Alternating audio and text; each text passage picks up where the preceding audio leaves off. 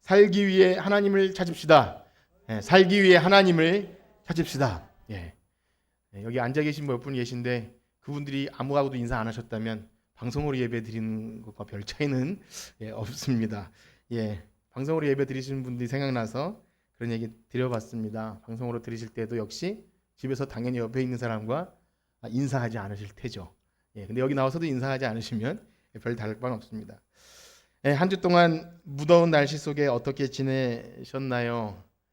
그 가사가 생각났어요. 은혜 없이는 하루도, 그것을 에어컨 없이는 하루도 살아갈 수 없는 그런 순간들을 지나고 있습니다. 날씨가 더워서 그런 것인지 아니면 사회적 거리두기가 4단계여서 그런지 간간히 이 거리를 골목을 나가보면 현저하게 사람의 인적이 드문 그것을 느낄 수 있었어요. 어찌되었든 우리가 이 말씀 속에 이 또한 지나가리라, 그것이 노래도 있고 성경 말씀이지 않습니까? 뭐 가요 중에도 있는데 어쨌든 이 또한 지나가리라 하는 마음과, 더 중요한 것은 하나님께서 이 시간들 속에서도 아주 추운 겨울이나 혹은 이렇게 또 빨리 지나갔음 하는 여름이나 혹은 전염병처럼 이런 코로나 시대들이나 우리에게 우연히 주신 시간은 없는 줄 믿습니다. 그래서 어떤 순간에서도 하나님이 이때 우리를 어떻게 지내길 원하시는가, 또 어떻게 이 시간을 잘 견디시길 원하는가를 보실 텐데요. 바라기는요, 이때를 잘 견디시는 여러분들 되길 축복합니다. 이제 아모스를 본 지 몇 번의 시간이 지나고 있는데요. 저도 그런 말씀을 여러 번 드렸습니다. 뭐 그렇게 들을 필요가 있는지 없는지 모르지만 말씀을 잘 들으시는 말씀을 들으실 때 아모스의 심판의 내용이 많기 때문에 여러분 참 부담되시죠? 이런 말을 필요 없는 말들 많이 했는데 어떤 한 집사님이 그런 피드백을 주셨어요.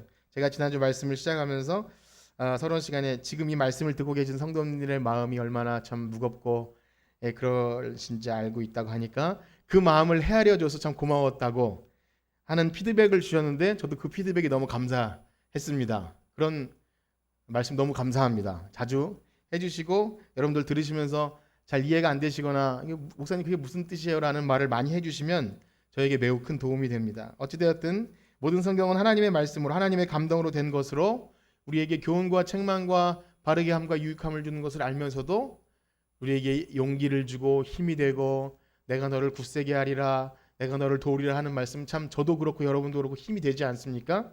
그런데 반대로 그렇게 살면 죽는다, 또 행한 대로 심판받고 결국 망할 것이다 라는 말씀이 선포되면 저나 여러분들이나 그러지 않아도 덥고 코로나로 지쳐 있는데 더 무거운 짐을 얹어주는 것은 아닌가. 아모스의 이름 뜻 무거운 짐을 진 그런 것을 계속 할 수밖에 없는.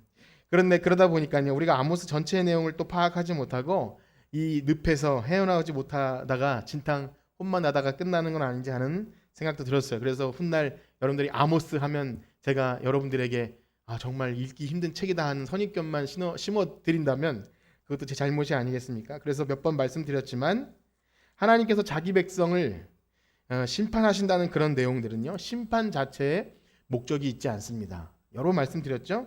곧 돌아오라는 메시지입니다. 돌아오라.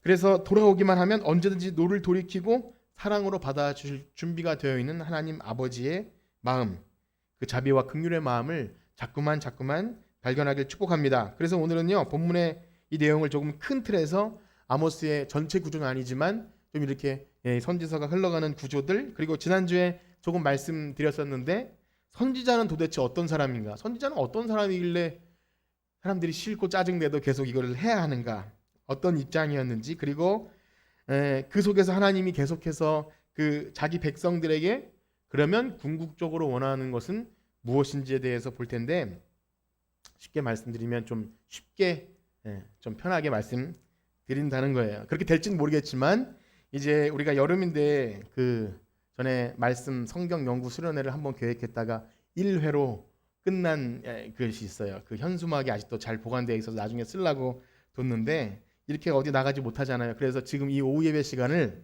그냥 수련회 오셨다 생각하시고 마음 편하게 앉으셔서 이렇게 성경 배운다 생각하시고 들으셨으면 좋겠고요. 여기 계신 분이나 여러분 한 분도 더우신 분 안 계시죠? 그리고 집에 계신 분 계시다면 가서 이렇게 뭐 아이스 커피도 한 잔 갖다 놓으시고 또 뭐 주전부리도 괜찮습니다. 앉으셔서 말씀 들으시면서 성경에 줄도 치시고 그렇게 이 한 시간을 피서 왔다 생각하시고 그러셨으면 좋겠어요. 여러분 가운데 혹시 바쁘신 분 안 계시죠? 이 현장 예배 오신 분 중에 빨리 돌아가실 분이 계시지 않으시죠? 뭐 그렇다고 제가 시간을 막 쓰지는 않을 계획이지만 혹시라도 시계를 보시거나 왜 안 끝나냐 이런 마음 갖지 않으시고 하셨으면 좋겠습니다. 자, 그래서 이 시간에 본문 4장을 읽었지만 아무래도 지난주 3장부터 4장, 5장 이렇게 연결될 텐데요. 그렇습니다. 서두에 말씀드린 바와 같이 세부적인 내용들을 저희가 계속 보면 이 나무만 보고 숲은 보지 못하는 그렇게 되면 또 여기서 길을 잃고 헤맬 수가 있을 것 같습니다. 그래서 큰 흐름을 보자면 큰 흐름이라기보다는 이런 거죠. 선지자가 선포하는 내용들이 무슨 서론, 본론, 결론이 있는 것이 아니에요. 바울 같은 신약 시대의 그 사도는 얼마나 이 문체가 얼마나 그 서론, 본론, 결론에서 얼마나 이렇게 논리적으로 하지 않습니까? 그런데 이 선지서는 어떤 롤러코스터를 타듯이 혹은 등산을 하듯이 산에 올라갈 때 이렇게 조그만 산이 있고 좀 내려가다가 또 올라가고 이러지 않습니까? 뭐 등산 다 안 해보셨죠? 그래서 올라가다 내려가다 하는데 정상까지 갈 때 산이 여러 개가 있는데 어쨌든 예고편이 있다가 정상까지 올라가지만 또 어떻게 되죠? 또 내려와요. 내려오면서 그걸 확인해요. 그래서 그렇게 그림처럼 말씀드리는 것은 이것을 어떤 그래서 말하고자 하는 핵심 뭔지를 빨리 말해달라 이런 거라기보다는 그 마음에 있는 것을 꼭 시처럼 혹은 이렇게 뭐랄까 서사시처럼 이렇게 좀 장황하게 얘기하는 거예요. 그래서 우리가 이 성경에 장수가 있지만 사실은 이거 후대에 1장, 2장 나눠진 것 뿐이지 그냥 한 통입니다. 그리고 소선지서 12권은 그냥 원래 한 무대기였어요. 그래서 아모스서도 그냥 한 번에 쭉 읽어야 돼요. 그래야 그 느낌과 마음들이 또 뭐 우리는 원어를 잘 보지 못하지만 그렇게 봐야 합니다. 그러한 측면에서 본다면 여기에 등장하는 여러 나라들이 있었잖아요. 우리가 뭐 손에 꼽을 수 없지만 이방 나라들 그리고 심판의 내용들이 있었어요. 그 나라 사람들이 어떻게 했고 뭐 아이벤 여인의 배를 갈랐고 또 뼈를 불살랐고 하는 그런 내용들이 막 있지 않습니까? 그런데 그것이 어떤 통계나 객관적인 사실이나 일반적인 상황들을 사실 그대로 기록한 것은 아니라는 것입니다. 즉 뭐냐면 좀 과장돼요. 과장되기도 하고 좀 과도하다 싶을 정도로 너무 특징적인 것을 강하게 묘사합니다. 그래서 어떻게 보면 듣는 사람으로 하여금 좀 억울한 마음을 들게 하지 않을까라는 생각이 됩니다. 이것을 우리가 쉽게 생각해 보자면 이런 거예요. 우리가 살아온 지난 역사 가운데도 우리가 살아온 지난 역사를 한번 잠깐 생각해 보세요. 우리가 생각하기에 평가하기에 그때는 참 우리 내 생의 전성기였어 라고 할 만한 시기가 있지 않습니까? 그 다음에 어떨 땐 암흑기야. 그래서 흑역사.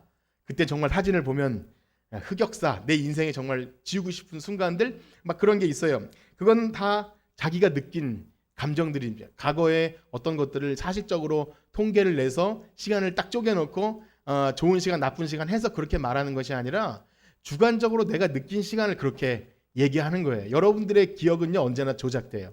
제가 한 가지 예를 들어볼까요?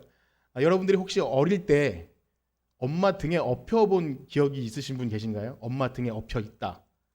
그거 한번 떠올려 보세요. 그렇게 기억되신 분. 내가 엄마 등에 엎혀 있는 기억 한번 떠올려 보셨나요? 여러분들이 뭐 반응이 없어도 괜찮습니다. 그런데요, 그 기억을 잘 생각해 보면 내가 정말 엄마 등에 엎혀 있었던 것을 기억해내려면 무엇이 떠올라야 되냐면 엄마 뒤통수가 떠올려야 되는데 사실은 엄마 등에 엎여 있는 내 모습이 보이는 거예요. 그렇지 않나요? 그러니까 우리가 기억해내는 기억들은 진짜 사실이 아니라 내가 느끼고 경험한 그것을 각색해 낸다는 것입니다. 제가 왜 그 말씀을 드리냐면 우리들의 기억은 그렇게 사실이나 통계나 수치로 따져서 하는 게 아니라 내가 느낀 바들을 그렇게 기억해내요. 편집도 되고 내가 좋아했던 기억하고 또 지우고 싶은 기억은 지우기도 하고 아주 조그만 슬픈 기억이지만 그것을 극대해서 너무 슬펐고 너무 괴로웠던 그렇게 말하기도 합니다. 그래서 우리가 역사를 이야기할 때도요 그저 사실을 나열하는 것이 아니라 역사가가 그 역사를 잘 해석하고 버무리고 그렇게 해서 야사도 있고 소설처럼 이렇게 쓰기도 한다는 거예요. 예를 들면 전쟁을 어떻게 경험했는지 그때 그 전쟁이 일어날 때 내가 참전을 했는지 아니면 피난을 갔는지에 따라서 그리고 해방을 어떻게 경험했는지 따라서 우리 한국 역사도 여러 다양한 방면에서 해석되지 않습니까? 그 시대에는 무슨 민주주의의 꽃을 피웠다 혹은 그 시대에는 암흑기였다 서양 역사에는 뭐 르네상스 시기는 뭐 그랬다 이렇게 표현들을 아주 아름답게 포장하지만 사실은 다 먹고 똥 싸고 그냥 그런 날들의 연속이었어요. 사실은. 그런데 굵직굵직한 얘기로 그 시대를 평가하는 겁니다. 제가 왜 이렇게 정확하게 말씀을 드리냐면요. 성경 기록자, 예언자, 선지자 역시 그렇습니다. 이 세상의 그 일들을 보는 시각으로 보는 것이 아니라 하나님의 시각으로 그 시대를 평가한다는 거예요. 그래서 이 아모스를 하면서 우리가 이런 말씀을 드렸어요. 이 아모스의 배경이 여로보암 2세 아닙니까? 그런데 그 시대는 사실은 세상적으로 봤을 때는 굉장한 이 문화와 역사와 예술과 모든 그 부의 전성기였습니다. 땅들을 굉장히 많이 영토를 회복했고요. 그런데 우리가 그 시대를 그 열왕기서에 볼 때 그 시대를 어떻게 한 줄로 기록한다 그랬죠?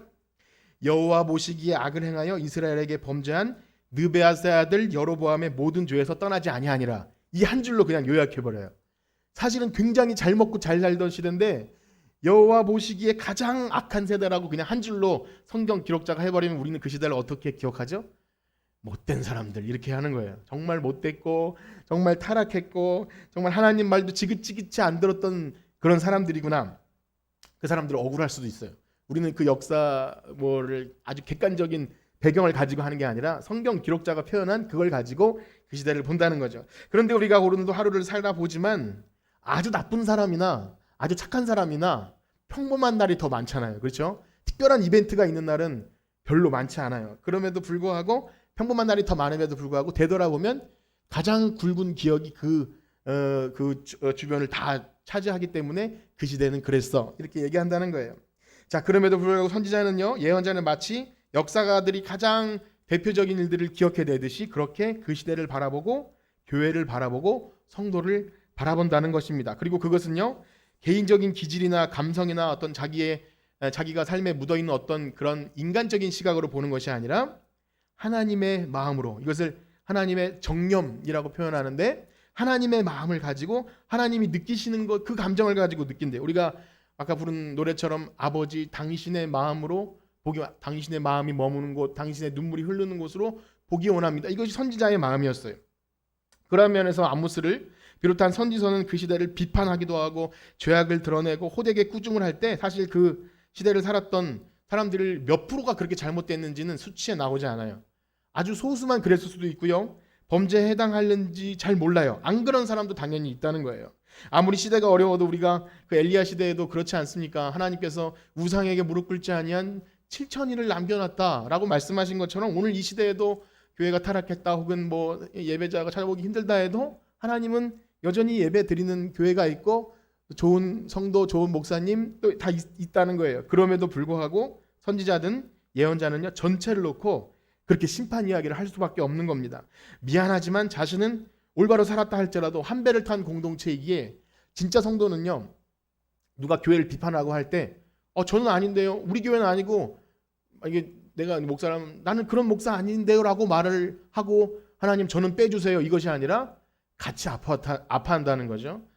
내 죄입니다. 하나님 우리 공동체의 죄고 우리의 죄입니다 하면서 하나님 긍휼히 여겨주세요 하면서 같은 마음으로 여기는 거예요.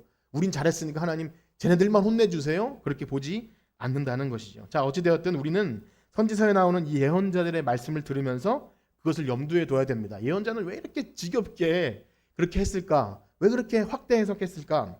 그렇게 보지 마시고 그는 지금 꼭 전달하고자 하는 말씀을 뭐 계속 매주 만날 수는 없으니까 그렇게 했습니다. 그렇기 때문에 선지자의 비판의 대상은요, 주로 민족의 대표적인 부류들에 대한 비판이에요. 이제 보겠지만 나라의 대표는 왕이겠죠. 왕. 그래서 왕궁, 그 다음에 종교의 대표인 제사장, 그 다음에 어떤 성전, 그때는 성전이 지금 그때 성전이 있었지만 제사, 어쨌든 그런 종교적인 것들, 그리고 교회에 높은 사람들, 오늘날로 말하면 그래도 기득권, 뭔가 가진 사람들에 대한 비판을 막 한다는 겁니다. 그래서 지난주 다 읽지 못한 3장의 후반부부터 보면 왕궁 그리고 왕실에 대한 그 죄와 그런 것들을 심판한다는 내용이 이렇게 등장하는 것을 봐요. 우리 잠깐 그 부분을 읽어볼 텐데요. 아모스 3장 9절에서 10절입니다. 아모스 3장 9절에서 10절. 우리 마이크 가진 분 같이 읽어주시고요. 자, 시작. 아스돗의 궁궐들과 애굽 땅의 궁궐들에 선포하여 이르기를 너희는 사마리아 산들에 모여 그 성 중에서 얼마나 큰 요란함과 학대함이 있나 보라 하라. 자기 궁궐에서 포악과 겁탈을 쌓는 자들이 바른 일 행할 줄을 모르느니라. 여호와의 말씀이니라. 아멘. 지금 왕궁, 궁궐 그리고 그 안에 있는 자들이 얼마나 포악과 겁탈을 행하는지를 막 이렇게 얘기하세요. 그리고 쭉 그 얘기가 3장 끝까지 이어집니다. 그리고 4장으로 넘어가면요, 이 부요한 자들을 또 이렇게 하는데 특별히 여인들에 대해서 풍자가 이어집니다. 우리 4장 1절과 2절 읽어보겠습니다. 4장 1절과 2절 시작. 사마리아 산에 있는 바산의 암소들아, 이 말을 들으라. 너희는 힘없는 자를 학대하며 가난한 자를 압제하며 가장에게 이르기를 술을 가져다가 우리로 마시게 하라 하는도다. 주 여호와께서 자기의 거룩함을 두고 맹세하시되 때가 너희에게 이를지라. 사람이 갈고리로 너희를 끌어가며 낚시로 너희 남은 자들도 그러하리라. 아멘. 지금 여기 바산의 암소들은 좀 귀족층의 그 귀부인들을 빗대는 풍자하는 그런 표현입니다. 이 바산 곤란이라고 하는 그쪽에는요, 엄청난 목축이 잘 돼서 지금도 뭐 성지순례 가면 굉장히 뭐 과일도 좋고 어쨌든 그렇다고 합니다.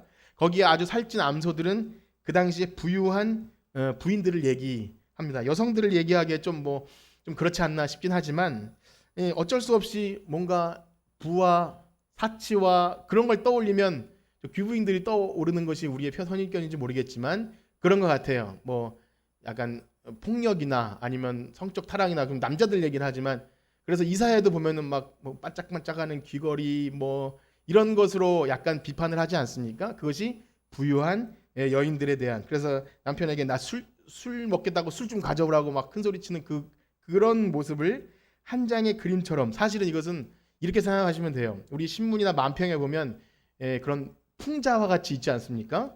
그것이 전부는 아닐지라도 비판하기 위해서 한 장의 그림으로 뭐 누구를 좀 돼지처럼 표현한다거나 아니면 어떤 정치인을 아주 이 캐리커처를 무섭게 그려놓고 하지 않습니까? 그것처럼 지금 그렇게 모습을 나타내는 거예요. 사실 그들이 부유하게 산다 할지라도 그것이 어찌 약자들에게 괴롭힘이 되겠습니까? 그리고 이들이 뭐 맨날 그렇게 살았겠습니까? 근데 매우 상징적으로 그렇게 표현하고, 어떻게 그림을 그렸다면 한쪽에서는 이 부유한 부인들이 맛있는 것을 먹으면서 술을 마시면서 이 향락을 즐기는데 한 구석에서는 아마 불쌍한 사람들 그림을 그려놨을 거예요.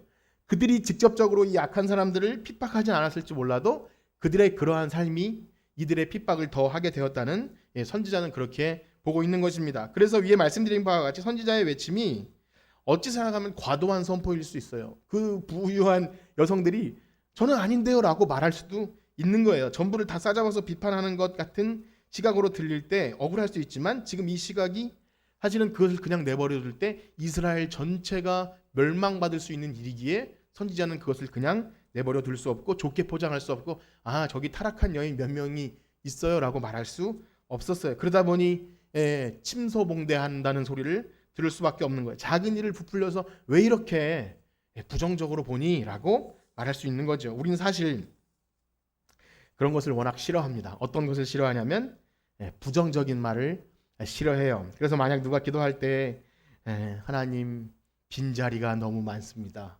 라고 기도하지 말라고 하잖아요. 있는 사람 여기 있는데 왜 빈자리를 보냐고. 그래서 어떤 분 이런 표현을 잘해요. 허룩하다. 그런 소리를 들으면 진짜 저도 힘이 좀 빠질 때가 있어요. 예를 들면 그런 표현들, 그러면 이렇게 표현하죠. 왜 좋은 것만 바라보지 그렇게 없는 것에 초점을 맞추냐. 그 말도 일리는 있죠. 왜 긍정적인 것을 보지 없는 것을 보냐. 또 어떤 분이 과거에 참 재밌는 어떤 성도님인데 이런 표현을 잘했어요. 죄다라는 표현을 잘했어요. 죄다. 사실은 불평하는 사람이나 이런 사람 몇 명 없는데도 죄다 그래요. 죄다 불평하고 있고 죄다 지금 불편해하고 있어요.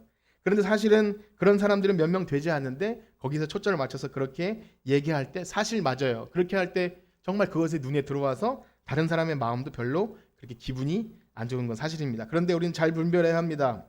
보여지는 몇몇의 상황들이 전체 다가 아니라 할지라도, 그래서 그것을 크게 확대해서 말하면 다른 사람을 다 싸잡아 비판하는 것은 기분은 상할지 모르지만, 그럼에도 불구하고요, 공동체의 대표자들이나 혹은 지도자들, 교회의 좀 큰 장로님이나 목사님 혹은 그런 사람들에 대해서는 눈에 띌 수밖에 없는 거죠. 그래서 유명한 큰 교회는 얼마나 억울한 것이 많겠어요. 자기네 교회인데도 그렇게 비판받고 그들에게 일어난 나태한 일들이 또 범죄한 사실들이 뉴스에 나올 때 그것을 보고 누군가 이렇게 하죠. 한국 교회는 타락했어.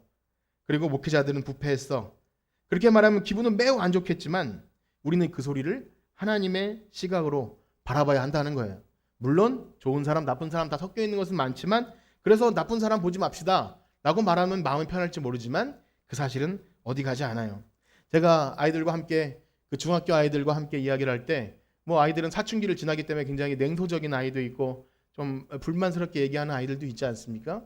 한 친구는 굉장히 시니컬한 친구예요. 그래서 어릴 때 어떤 얘기를 할 때 막 좀 어른들을 굉장히 부정적으로 보는 친구예요. 뭐 이제 질풍노도의 시기를 지나기 때문에 그런지는 몰라도 공부하는 중에 우리가 어떻게 하면 하나님의 영광을 가리겠느냐라는 질문이 있었는데 여러 가지 생각을 하다가 이렇게 표현했어요. 그대로 옮기자면 목사들이 헛소리하고 이상한 행동하면 하나님 영광 가려요. 이렇게 얘기를 해요. 제가 과거의 성향 같으면 내가 목사잖아요. 야, 너 어떻게 그렇게 표현하는데 제가 그래 맞아 라고 빨리 인정을 했어요. 그 아이의 눈엔 그게 정확한 거였어요. 세상의 뉴스를 보도 뭘 봐도 그런 것들이 나올 때 자기도 부끄러웠던 것 같아요. 그래서 그렇게 얘기할 때 야, 부정적인 것만 보지 마. 그런 건 일부야. 이렇게 말할 필요가 없는 거예요. 그 아이가 그렇게 얘기할 때는 분명히 그것이 사실이기도 하지만 또 확대 해석했다고 생각될 수도 있지만 그러나 그것은 그 아이의 눈에는 하나님이 주신 마음이라고 생각이 들어요. 그래서 선지자들은 그런 사람입니다. 부정적인 것만 보기 위해 보는 것이 아니라 그것이 하나님의 영광을 가린다면 그것을 아주 끝까지 물고 늘어져서 그렇게 말하는 거예요. 하나님 보시기에 옳지 못한 행위들, 공의롭지 못한 그런 또 교회가 말씀대로 운영되지 못하는 것들을 보고 대표자들의 탈선을 보고 그건 일부 교회 이야기고 우리 교회는 아니야. 우리 목사님은 안 그래. 거긴 이단이야 라고 할 필요가 없는 거죠. 그러면 다른 평범한 사람들은 그런 말을 또 싫어할 수도 있습니다. 왜 그렇게 부정적으로 보느냐. 여기 괜찮은 교회도 많고 괜찮은 목사님도 많은데 왜 세상에서 어떤 뉴스는 어떤 사람들은 그런 부정적인 걸 자꾸 드러내서 이단들이나 세상에 그런 욕먹을 건덕지를 던져주느냐 하고 말할 수 있습니다. 그러나 여러분 우리는 그렇게 기분이 상할 수 있지만 만약 선지자들의 입을 막고 그들의 시선을 거부하면요 하나님은 세상을 들어서 교회를 비판하게 하시더라고요. 여기 오늘 참 아이러니하게도 좀 전에 읽은 9절에 보면 이스라엘의 패역함을 누구에게 보라고 하시는지 여러분 보셨나요? 우리 9절 말씀 한번 읽어볼까요? 9절 아모스 3장 9절입니다. 시작. 아스돗의 궁궐들과 애굽의 땅의 궁궐들에 선포하여 이르기를 너희는 사마리아 산들에 모여 그 성 중에서 얼마나 큰 요란함과 학대함이 있나 보라. 누구 보고 보라 그러죠? 아스돗의 궁궐들, 애굽의 궁궐. 지금 심판받은 그 이방 나라 궁궐들에게 여기 이 하나님 백성이 어떻게 하는지 좀 봐라. 얼마나 창피 주는 일인 거죠. 그래서 선지자는 그 역할을 할 수밖에 없었어요. 그러면 우리가 또 이렇게 생각할 수밖에 없습니다. 그러면 선지자는 예언자는 그렇게 질책하고 심판하고 그런 이야기만 하는 혼내고 때리기만 위해서 존재하는 그런 사람입니까? 근데 그렇지 않습니다. 아까 말씀드린 대로 선지자는 그런 역할만 하는 사람이 아니었어요. 아까 말씀드린 하나님의 그 정념, 파토스라고 하나님의 그 정념을 가지고 백성들의 상황을 알기에 하나님의 뜻을 전하면서도 마음이 너무 고통스러운 거예요. 그래서 우리가 미리 7장으로 한번 가보면 하나님께서 나중에 이 메뚜기 재앙으로 칠 것이다 이런 말씀을 하시는데 이 아모스 선지자가 이렇게 기도합니다. 우리 아모스 7장 1절에서 3절까지 한번 같이 읽어보겠는데요. 아모스 3장 7장 1절에서 3절입니다. 우리 함께 같이 읽어보겠습니다. 시작. 주 여호와께서 내게 보이신 것이 이러하니라. 왕이 불을 팬 후 풀이 다시 움돋기 시작할 때에 주께서 메뚜기를 지으심에 메뚜기가 땅의 풀을 다 먹은지라. 내가 이르되 주 여호와여 청하건대 사하소서. 야곱이 미약하오니 어떻게 서리이까 하매 여호와께서 이에 대하여 뜻을 돌이키셨으므로 이것이 이루어지지 아니하리라 여호와 말씀하셨습니다. 아멘. 그렇습니다. 하나님의 뜻대로 재앙을 예고했어요. 재앙이 임합니다. 그런데 재앙이 임하는 것을 보니까 너무나 힘들어해요. 그 백성이. 야곱이라는 것은 이스라엘 백성들 얘기겠죠. 그래서 선지자는 하나님께 구합니다. 하나님, 이들이 너무 힘들어합니다. 어떻게 서겠습니까? 하고 간구하는 거예요. 그래서 하나님이 어떻게 하시죠? 이에 대하여 뜻을 돌이키셨으므로 이것이 이루어지지 아니하리라. 그렇죠. 선지자는 그저 기계적으로 막 말씀을 선포하고 너희들 한번 죽어봐라 그런 것이 아니라 하나님 뜻이기에 그 말씀을 전했지만 그럼에도 불구하고 심판을 예고하고 말씀을 듣고 돌아오지 않으면 괘씸해서라도 요나 같은 사람은 돌아오는 것을 싫어한 적도 있지 않습니까? 그런데 하나님 마음을 아는 사람은 하나님은 죄인이 자기 죄로 죽는 것도 기뻐하지 않는 분임을 알기에 아무리 심판을 선포했지만 그 백성들이 돌아오지 않으면 또 마음이 아파서 하나님의 마음을 가지고 하나님께 중보하는 거예요.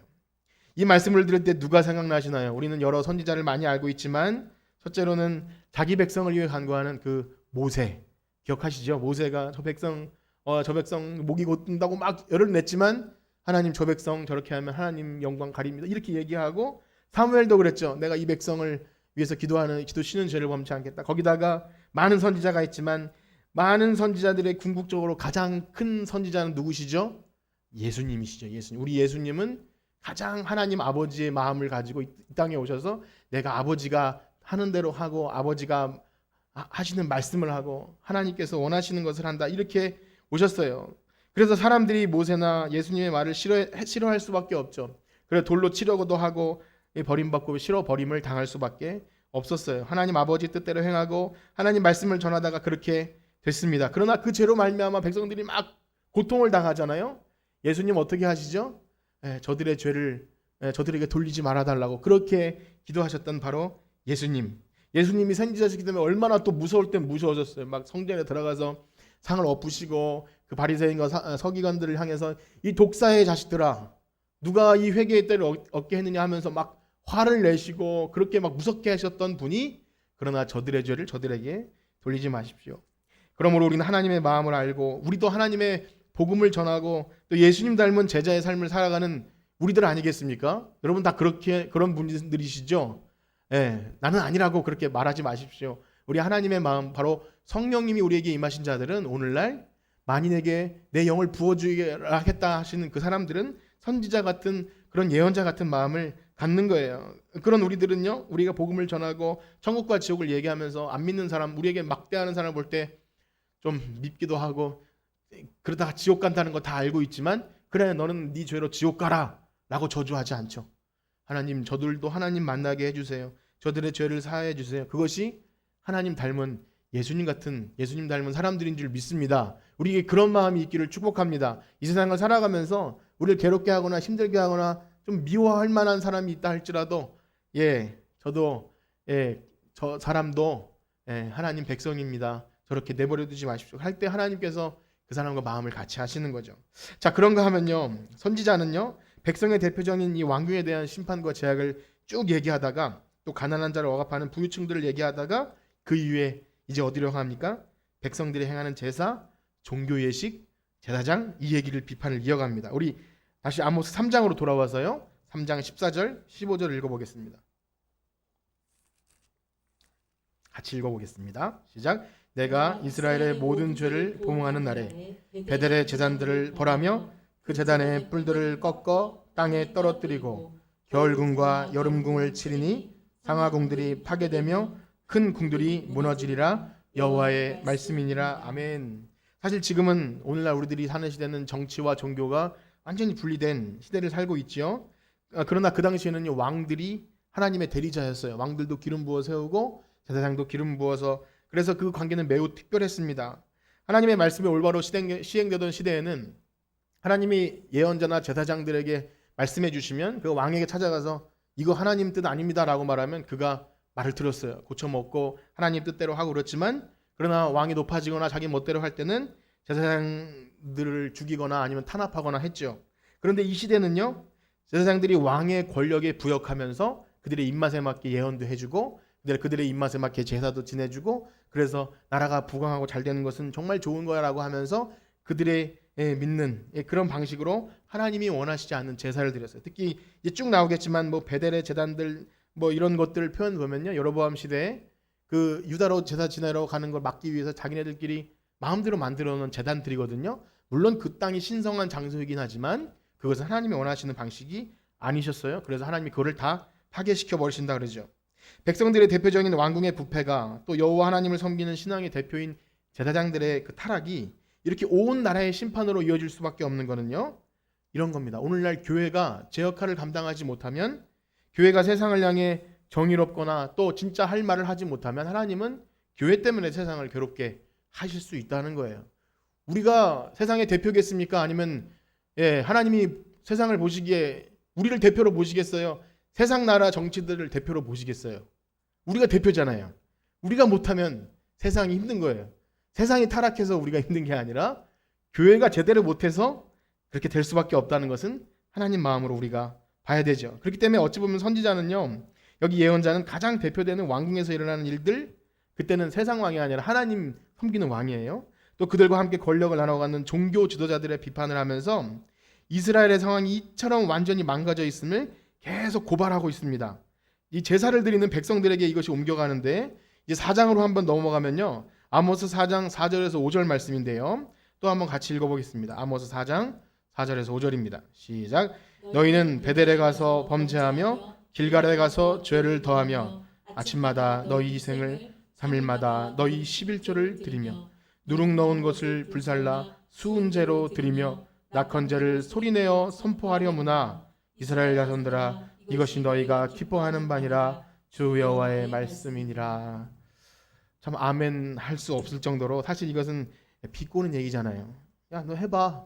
니네들이 좋아서 하는 거지. 지금 3장부터 4장에 이르기까지 베델 이야기가 많이 나왔지 않습니까? 아까 전에도 말씀드렸지만 아시는 분은 아실 거예요. 이 베델이 얼마나 성경에서 특별한 장소예요. 아브라함도 가는 데마다 제사 드렸던 베델, 야곱이 돌베개 베고 잠깨 일어나니까 여기가 하나님의 집이다. 베이트 엘, 그래서 베델이 하나님의 집이에요. 돌단을 쌓고 길을 묻는 그 베델.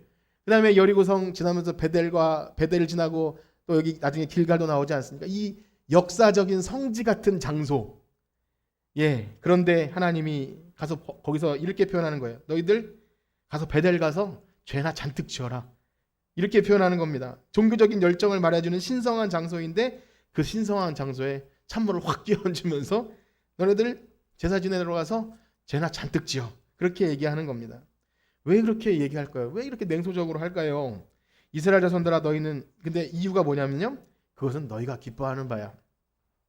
이런 거죠. 반대로 하면 하나님은 기뻐하시지도 않은데 너희 좋은 대로 그렇게 하는 것 너희 실컷 해봐라. 나는 받지 않겠다. 그러면 지금 선지자가 이제 예배 그만 드리라고 하는 걸까요? 야, 거기서 하는 거 소용없으니까 다 때려치워. 지금 여러분들에게 말씀드린 이 설교의 내용도, 그러면 형식은 받지 않으시니까 우리 이제 예배 드리는 거 그만합시다 라고 하는 것, 그거 아니지 않습니까? 목적은 무엇이죠? 돌아오라는 거예요. 나에게로 돌아와서 진짜 하나님이 받으시는 그 예배를 드려라. 그러면서 6절에서 11절까지 반복되는 내용이 뭐냐면요, 왜 하나님이 돌아오라는 말을 이렇게 어렵게 하시냐면, 너희가 내게 돌아오라 하는 말을 이렇게 어렵게 하세요. 우리가 6절 11절까지 읽지는 않겠지만 여러분들 한번 성경을 쭉 보시면 끝에 반복되는 말이 있어요. 이걸 뭐 라임이라고도 하고 뭐 반복, 이렇게 운율처럼 무엇이 반복되는지 한번 보시겠습니까? 아모스 4장 6절에서 11절에 무슨 재앙을 내리고 했다가 나중에 내게로 돌아오지 아니하였다. 저를 보고 계시면 안 됩니다. 그 성경을 보시면 내게로 돌아오지 아니하였다. 너희들이 내게로 돌아오지 아니하였다. 하나님이 그러니까 재앙을 내리면서 뜻하시는 것이 뭐냐면 내게로 돌아왔어야 한다. 지금 이 재앙들은요, 애굽에 내렸던 10가지 재앙을 상기시키고요, 또 한 가지는 솔로몬이 그 성전 봉헌식을 하면서 이런 기도를 해요. 이런 하나님이 이런 재앙을 내리시면 우리가 그게 하나님이 내린 재앙인 줄 알고 돌아오게 해주세요. 그러면 하나님 회복시켜 주세요. 이런 재앙, 이런 기도를 합니다. 우리 그 부분만 살짝 읽어볼 텐데요. 열왕기상 8장 33절 34절입니다. 이 솔로몬의 그 봉헌하고 하나님께 드린 기도인데 33, 34절 한번 읽어보겠습니다. 시작. 만일 주의 백성이 이스라엘이 주께 범죄하여 적국 앞에 패하게 되므로 주께서 돌아와서 주의 이름을 인정하고 이 성전에서 주께 기도하며 간구하거든 주는 하늘에서 들으시고 주의 백성 이스라엘의 죄를 사하시고 그들의 조상들에게 주신 땅으로 돌아오게 하옵소서 하면서 35절 36절 보면은 읽어보진 않겠지만 이렇게 이어져요. 만일 우리가 이렇게 범죄하면 죄에게서 떠나거든 하나님 우리를 또 이 땅에 비를 내려주시고 우리를 회복시켜 주세요. 30절대로 또 만일 이 땅에 기근이나 전염병이나 곡식이 있거나 이렇게 되면 우리가 하나님께 간구하면 하나님 들으시고 마음을 돌이켜 주세요. 솔로몬이 이렇게 기도할 때 하나님이 그 기도가 너무 마음에 드셨어요. 그래, 내가 언제든지 회복시킬 준비를 해줄 테니까 기도만 해. 기도하고 돌아오기만 해. 돌아오기만 하면 내가 받아줄게. 솔로몬의 기도가 너무나 마음에 드셨어요. 그럼에도 불구하고 지금 여기 아모스는 그 기도를 비꼬아서 이렇게 했지만 너희들은 돌아오지 않았다 라고 말하는 거죠. 그때 어떻게 하라고 하십니까? 우리 12절 말씀 읽어보겠습니다. 아모스로 돌아와서요. 아모스 4장 12절입니다. 시작. 그러므로 이스라엘아, 내가 이와 같이 내게 행하리라. 내가 이것을 내게 행하리니 이스라엘아, 내 하나님 만나기를 준비하라. 굉장히 장엄합니다. 이제 이렇게 했으니까, 너희들 돌아오지 않았으니까 이스라엘아, 내 하나님 만나기를 준비하라. 어떤 의미일까요? 너희들 이제 죽었어. 이제까지 그렇게 했지. 너 거기 딱 기다려. 내가 너 만나러 갈 거야. 라는 해석도 있어요. 그러나 이 나를 만날 준비하라고 하는 그런 이제까지의 성경의 여러 용례를 보면 언제든지 하나님이 나를 만날 준비하기 위해서 너희들 모세에게 명령하실 때도 그랬고, 내 백성을 경계 신칙하라, 혹은 이렇게 근신하게 해서 나를 만날 준비를 시켜라. 회개하고 자복하고 돌아오라는 그런 말씀이셨어요. 하나님 만날 준비를 한다는 것은 그 백성에게 돌아오라는 명령을 하시는 거죠. 그렇습니다. 우리 살기 위해서 하나님을 찾아야 할 줄 믿습니다. 그래서 하나님께 돌아와야 하나님 만나를 준비해야 되는데요. 그런데 지금 살펴본 바와 같이 하나님께서 너희의 재물을 받지 않겠다 그러면서 하시는 말씀이 베델로 가고 길갈로 가서 거기서 드리는 것도 다 하지 않겠다, 다 소용없다고 하셨잖아요. 그럼 도대체 어디로 어떻게 가야 되죠? 우리가 하나님을 만난다고 할 때 이 땅에도 그때도 마찬가지고, 우리가 하나님 만나러 갈 때 하면 그려지는 연상되는 건 뭡니까? 예배를 잘 드리고 하나님께 나와서 기도하고 또 통성기도하고 자복하고 그런 건데요. 그런데 마지막으로 하나님이 진짜 원하시는 것이 무엇인지를 알아야 됩니다. 하나님이 원하시는 것은 무엇이죠? 그 수많은 제사와 헌물과 정성 드리는 것, 그것으로 안 된다는 거예요. 우리 그래서 4절에서 5절, 이제 5장으로 넘어가겠는데요. 5장. 오늘 5장까지 합니다. 5장 4절에서 7절입니다. 같이 읽어보겠습니다. 5장 4절에서 7절. 시작. 여호와께서 이스라엘 족속에게 이와 같이 말씀하시기를 너희는 나를 찾으라. 그리하면 살리라. 베델을 찾지 말며 길갈로 들어가지 말며 브엘세바라도 나아가지 말라. 길갈은 반드시 사로잡히겠고 베델은 비참하게 될 것임이니라 하셨나니 너희는 여호와를 찾으라. 그리하면 살리라. 그렇지 아니하면 그가 불같이 요셉의 집에 임하여 멸하시리니 베델에서 그 불들을 끌 자가 없으리라. 정의를 순쑥으로 바꾸며 공의를. 참 어려운 말씀을 하고 계세요. 그 예배의 장소인 베델로도 길갈로도 브엘세바 다 좋은 장소입니다. 가지 말래요. 그러면서 여호와를 찾으라 그러세요. 도대체 어떻게 하라는 거죠? 그런데 힌트가 7절에 나옵니다. 7절. 방금 읽은 대로 정의를 순쑥으로 바꾸고 공의를 땅에 던진 자들아. 즉 뭡니까? 정의는 행치 않고 공의는 행치 않고 그렇게 종교적인 행위를 하는 것 받지 않겠다고 하시는 거죠. 그렇습니다. 이제까지 그들을 심판하시겠다고 하는 내용 속에 이미 들어있었죠. 부한자들, 권력 있는 자들이 약자들에 대해서 그렇게 포악을 했던 것, 이웃에 대해 약하게 했던 것, 공정하지 못한 재판들, 그것 때문에 내가 예배를 받지 않게 하는 거예요. 그렇기 때문에 하나님을 구한다는 것, 살기 위해 하나님을 찾는다는 것, 또 하나님 만날 준비를 해라 라고 하는 말 속에 구체적으로 이 말씀을 들려주십니다. 우리 14절 15절 읽어볼까요? 14절 15절. 아모스 5장 14절 15절입니다. 시작. 너희는 살려면 선을 구하고 악을 구하지 말지어다. 만군의 하나님 여호와께서 너희의 말과 같이 너희와 함께 하시리라. 너희는 악을 미워하고 선을 사랑하며 성문에서 정의를 세울지어다. 만군의 하나님 여호와께서 혹시 요셉의 남은 자를 불쌍히 여기시리라. 이렇게 등식 구조가 성립합니다. 하나님을 찾는다는 것은 바로 선을 구하라는 거예요. 그리고 수많은 제물과 제사로 헌물로 드릴 것이 아니라 선을 행하는 것, 악을 행치 않는 것, 그리고 절정의 일입니다. 제가 산처럼 이렇게 올라간다 그랬잖아요.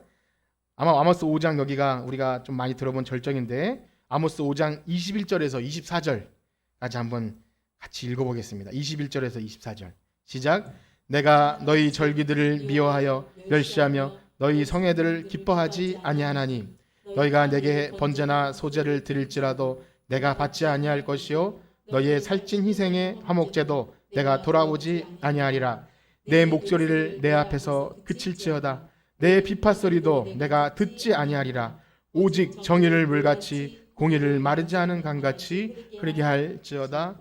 아멘. 그래서 하나님이 기뻐하시는 예배, 하나님을 찾고 지금 선을 행하라고 하는 것은 뭐냐면 정의를 물같이 공의를 마르지 않은 강같이 흐르게 하랍니다. 우리가 아모스의 중요한 외침인 이 정의를 물같이 공의를 마르지 않은 강같이 흐르라는 것이 마치 세상의 정의, 세상의 어떤 공평과 어떤 정의의 사도가 되어서 이렇게 하라는 것은 아니라는 것은 알고 있지만 꽤 마음에 와닿지는 않았던 것 같습니다. 그런데 알고 보니까 그것은 오늘날 누구든지 하나님께 돌아올 자들이라면 진정 하나님을 예배하고 하나님이 기뻐하시는 제사를 드리려고 한다거든 아무리 좋은 예물 너희들의 그 화목제 뭐 그런 것이 아니라 여기 정의를 물같이 공의를 마르지 않은 강같이 흐르게 하랍니다. 어찌 보면 이것은 매우 극단적인 말씀이에요. 서두에 말씀드린 것처럼 지금 선지자는 여기에 딱 꽂혀 있어요.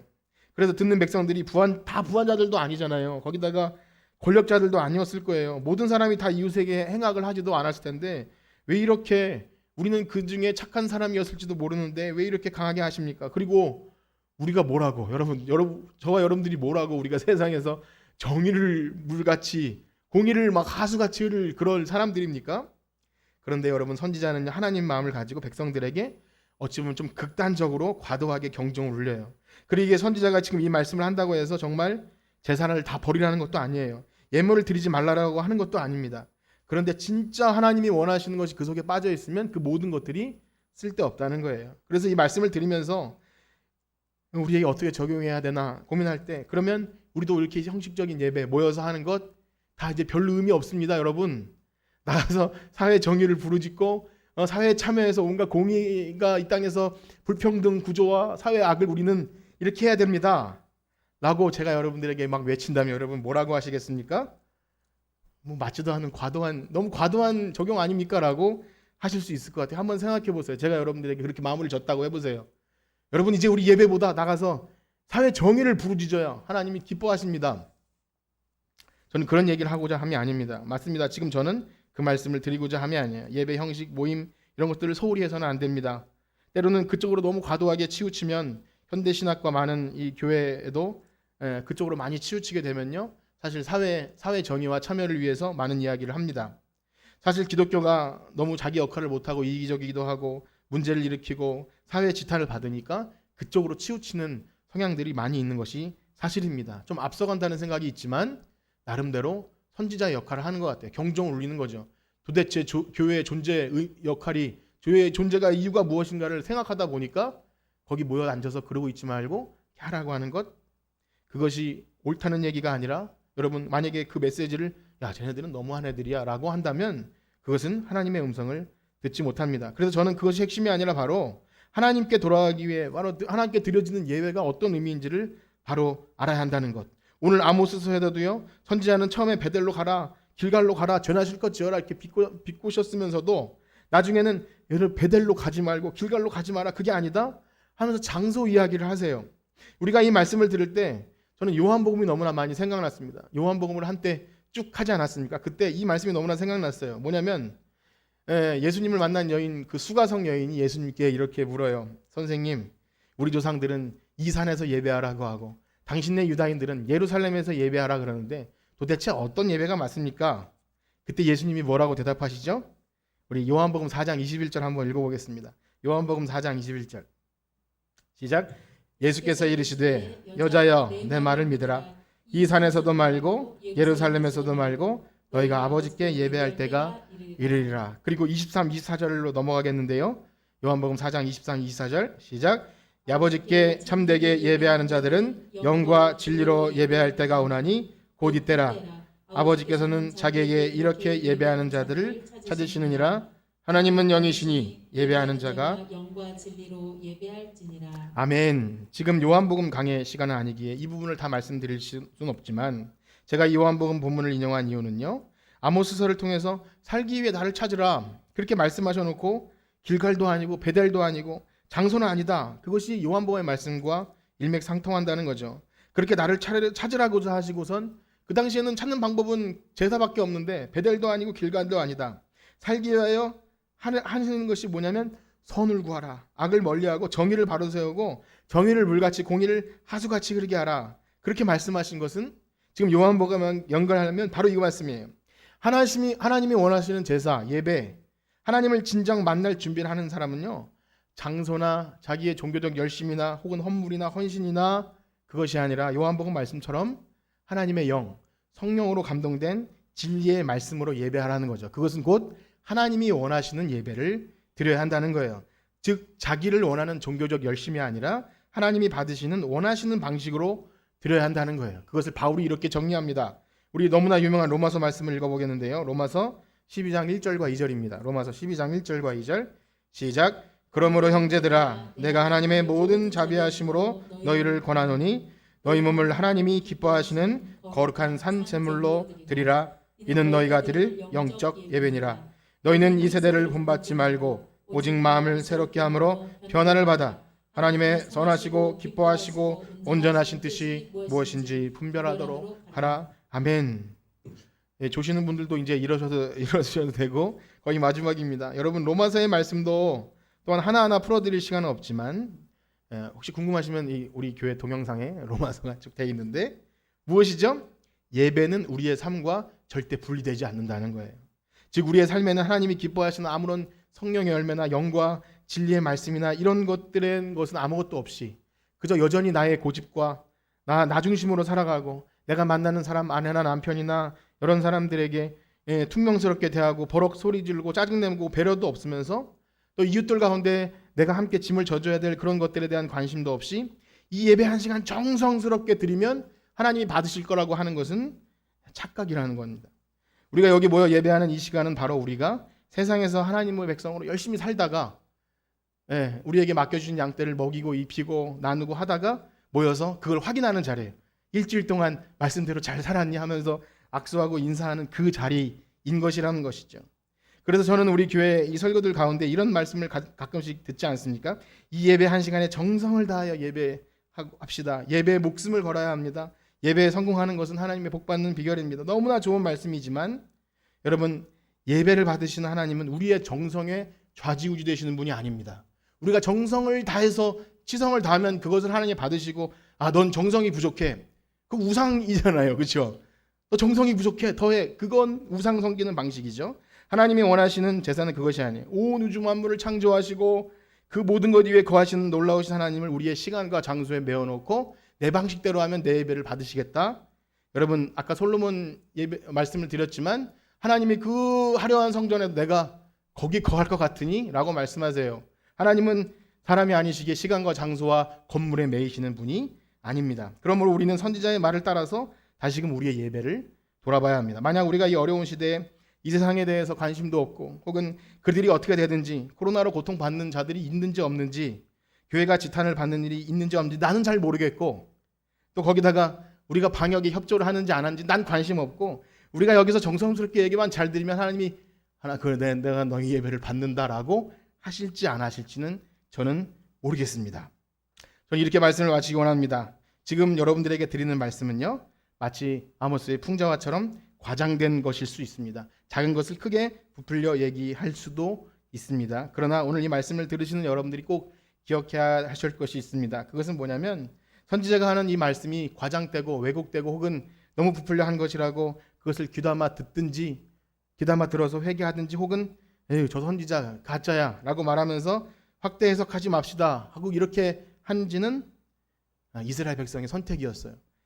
여러분도 이 말씀을 들으시면서 이것을 좀 심각하게 받아들일지 아니면 아모스를 너무 이상하게 얘기하네라고 할지도 여러분들의 몫입니다. 바라기는요 우리 예수 그리스도의 하나님 아버지께서 우리에게 지혜와 계시의 영을 주셔서 이 마음문을 열고 믿음의 눈을 떠서 우리를 불러주시고 예배자를 삼으신 그 부르심의 소망이 무엇인지 알기를 축복합니다. 그렇게 예배자로 부르신 소망이 뭔지 알 때 하나님이 진정 받으시는 예배가 뭔가를 고민하면서 정말 하나님이 찾으시는 우리의 삶의 구석구석 이 아모스의 말씀이 적용될 수 있는 우리 모두가 되기를 간절히 축복합니다. 우리 찬양 드리고 마치겠는데요. 하나님 아버지의 마음, 우리 하나님 아버지께서 원하시는 예배, 하나님이 원하시는 것들, 우리가 그 관심이 있을 때 하나님이 원하시는 예배를 드리게 될 줄 믿습니다. 우리 찬양 드리시고 기도하고 마치겠습니다.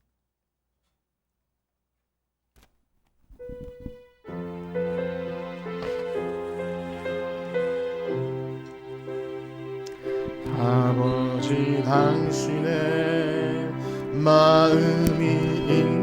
나의 마음이 있기를 원해요. 나의 마음이 있기를 원해요. 아버지 당신의 눈물이 곧 나의 눈물이 고이길 원해요. 아버지 당신이 바라보는 영혼에 나의 두 눈이 향하길. 아버지 당신이 울고 있는 어두운 땅에 나의 두 발이 향하길 원해요.